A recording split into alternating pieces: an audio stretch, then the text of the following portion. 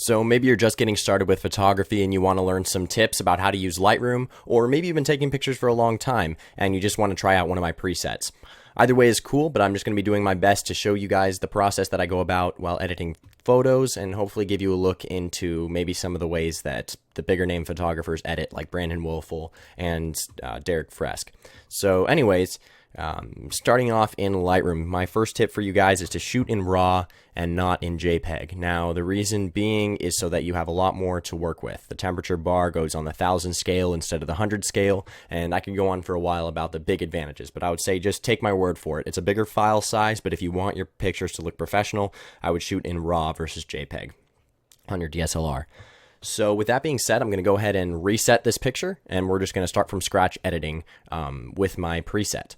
So with that being said, if you want my presets, go ahead and DM me on my Instagram page at Cruzin California, Cruzin California. I'll leave a link in the description, and just go ahead and send me a DM with your email or some other way that you want me to transfer the file. The reason I'm doing it this way is so that I have a good gauge on how many people actually want my preset, and I want it to be more on a personal basis. So yeah, just go ahead and send me a DM if you want any of my presets, and I'll be happy to send them your way.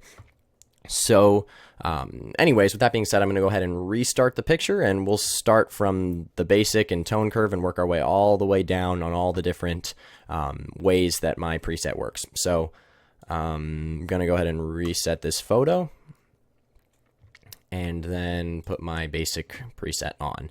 Now, it's not going to look perfect right away, and it never is going to look perfect right away. You've got to make it your own after you slap the preset on. But the main thing that it does is it adjusts the tone curve, and it brings the highlights down and the shadows up. Now, the reason being is if your highlights and shadows are normal, then the whites are going to be too white, and the blacks are going to be too black. It's going to be too dark. So for me, I like turning the shadows all the way out and the highlights all the way down. It really brings out the color. That's just personal preference, and that's how my preset works. So you can try that out for yourself if you like. If not, no worries. So go ahead and bring the exposure up this way just a little bit, and the contrast up. I think the temperature is already just fine. I don't remember if I edited that. I might have adjusted that a little bit earlier. But anyways, maybe bring the vibrance up a little bit. My preset doesn't do that apparently. But you go down, there's minor color adjustments that I made down here. Nothing major or anything like that. For this picture, I want to make maybe the orange a little more orange.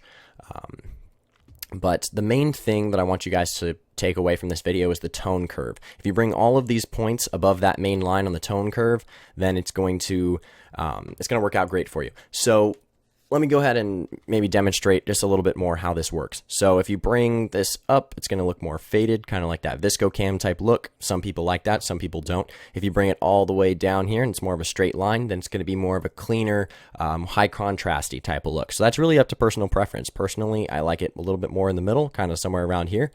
But yeah, if you move this other dot right here, it's the same type concept. I would stick to just moving these two dots when it comes to adjusting from one of my presets.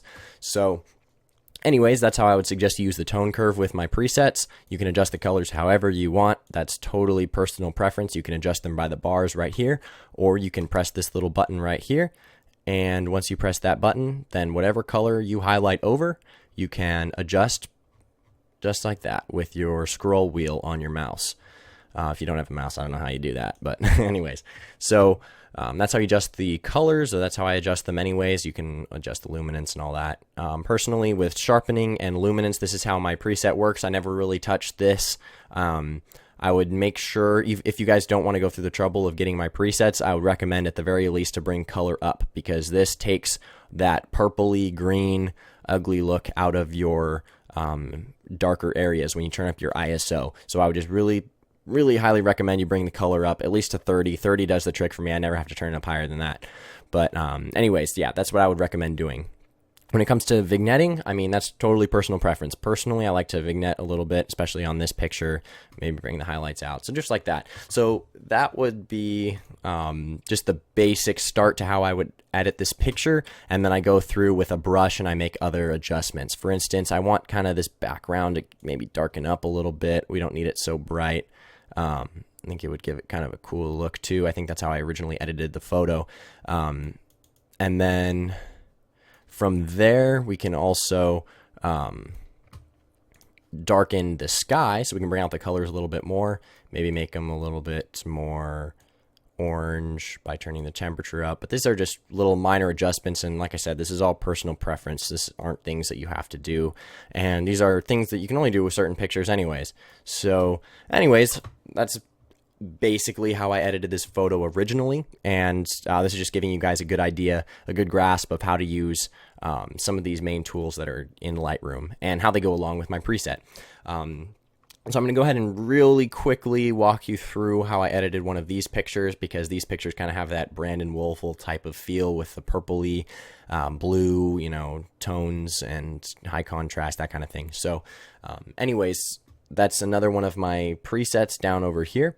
And so when I go ahead and put this preset on, you'll see that it starts off really red. That's because the temperature and tint doesn't adjust with the preset, but you go ahead and bring, you know, if it looks too red or looks too orange, you just bring temperature down until it looks right, and then the tint you just adjust until it looks right.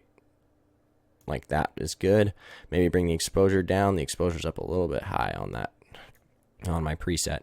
And then the reds are looking a little overpowering. We can maybe turn the saturation down a little bit, maybe make them a little bit more orangey, just so that the skin looks normal.